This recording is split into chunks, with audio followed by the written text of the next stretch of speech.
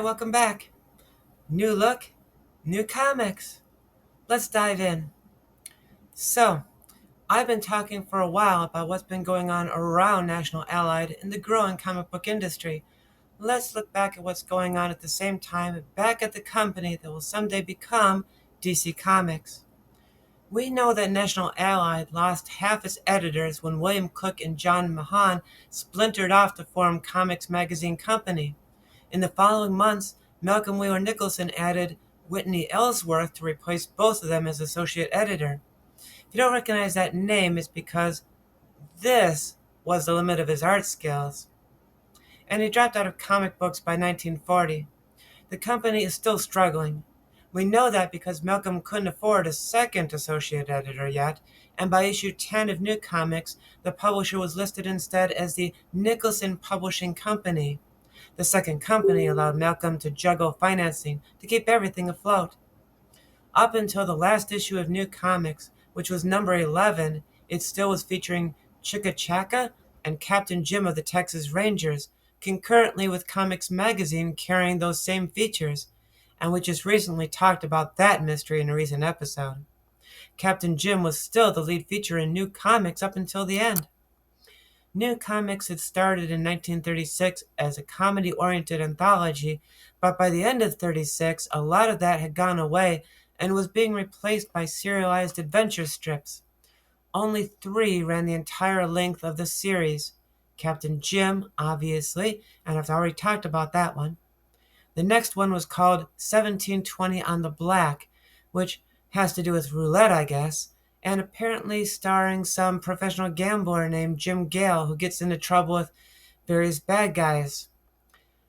The feature was entirely the work of Tom Cotton, a capable cartoonist who worked concurrently for both National and Comics Magazine on different strips, not the same strips, until he gives up comics in 1937 to take up painting full time.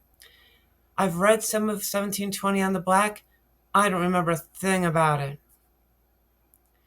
The third is The Vikings, a serial that followed the adventures of Ivar, king of the Vikings. Good luck finding him in the history books, as he's tested by the gods, deals with usurpers, and sneaky druids at a rapid clip. It was written by Wheeler Nicholson himself, though not his best work, and was originally drawn by R.H. Livingston until he bailed for Comics Magazine Company, and was replaced by Alex Blum. Alex Blum will stick with the Vikings until the 19th and final installment, and then leave National for yet another new company, Fox, and we'll get to them, don't worry, where he's going to create one of my favorite Golden Age superheroes, Samson. There are also 3 features that made it through 10 of the 11 issues of New Comics. One is Castaway Island, a second Tom Cooper feature. This one is South Seas Adventure starring Larry and Mac, who we never even learn their last names to. The second is Captain Quick, a pirate adventure story starring Kendall Quick, a British privateer in the 16th century. Captain Quick was another Wheeler Nicholson penned story, this time drawn by Sven Elven, which you're going to think was his pen name, but he was Swedish and this was his legit real name. Sven will quit comics in 1940. Now at this point you might be going, huh? What? None of these features I've heard anything about and they sound boring. And that is sadly kind of the point of today's episode. National was really struggling to find material that was going to be more than just mildly entertaining. Anything that really hooked the reader. Maybe you've noticed that there wasn't a lot of copying going on of the popular comic strips of the day.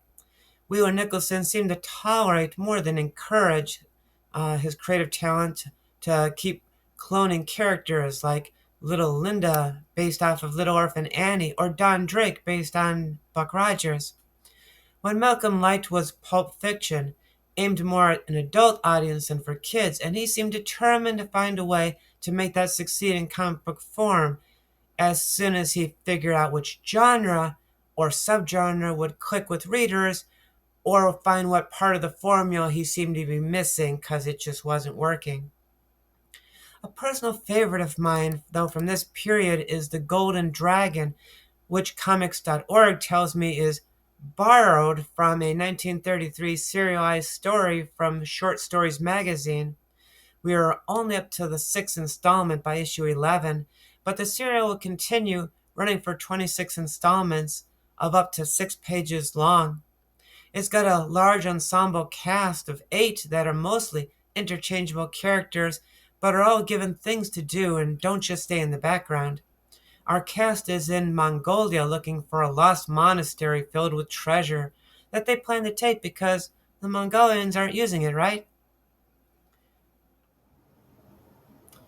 The Mongolians are treated as the villains, which doesn't really make sense if you think about who the treasure would belong to, but there is a nice building of momentum that pays off with a really exciting battle when the monastery's true guardian, a real gold dragon, wakes up. This is one of the very first dragons in comic books, and the introduction of the fantastic into an otherwise realistic modern day strip is going to be a very important part of the formula of the superhero genre. This was, in my opinion, Wheeler Nicholson's best written feature, competently drawn throughout the run by Tom Hickey, who I haven't talked about since episode 3, and this serial seems to have been his swan song in comic books. I have delayed addressing the third feature to appear in 10 of the 11 issues of New Comics, which was Federal Men. Of course, a Jerry Siegel and Joe Shuster feature would merit special attention. When last we talked about Federal Men, Agent Steve Carson was dealing with the Invisible Empire, a clandestine group of rich, powerful men intent on destroying democracy, who back then didn't know that all it takes is an orange turd. So they first use a gigantic tank. This could have been a setup for a new thread a month formula that could have been milked for some time, but that's not how comic book stories were paced back then in 1936. Instead, Agent Carson quickly tracks the organization to their hideout, and we get the cliche tropes about the hideout being an underwater lair, Steve having to disguise himself as a guard to sneak in. For some reason, the guards don't wear pants. I'm joking, but being pantsless is a science fiction thing where pants were seen as a topical fashion that would look ridiculous in time, sort of like how we feel bell bottom pants are most of the time. So, pantsless guards is shorthand for how futuristic this organization is. At least I think that's why they're pantsless. Maybe it was just hot. And then the story hits its climax with the release of the ultimate threat, a colossal and possibly huge robot, but Carson alone is able to stop it thanks to an access hatch in the robot's foot. This could be a nod to mythology, as Carson has found the robot's Achilles heel in its actual giant foot. And this will become a trope of its own, with the Avengers defeating Red Ronin the same way, and the same tactic being presented as an option in the Marvel Superheroes role playing game scenario, Day of the Octopus. I don't know about you, but compared to the rest of New Comics, Federal Men feels a lot more exciting. So I've mentioned before that New Comics is notoriously hard to actually read along with as I'm discussing it. It's not something that you can find for free on a website like Digital Comic Museum or Comic Book Plus because there's still trademark and copyright issues involved.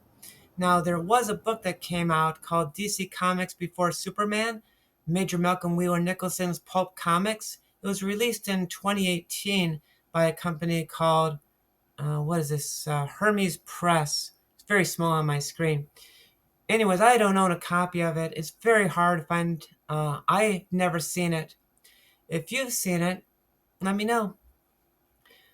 So, as I was saying, New Comics comes to an end of sorts with issue number 11, but the numbering will continue next month with a slightly different title, New Adventure Comics, which we'll talk about another time. Before you go, make sure that you've liked and subscribed to this channel if you want to see more, or watch for a link to Patreon in the comments section below if you'd like to actively support to make sure that I can make more of these.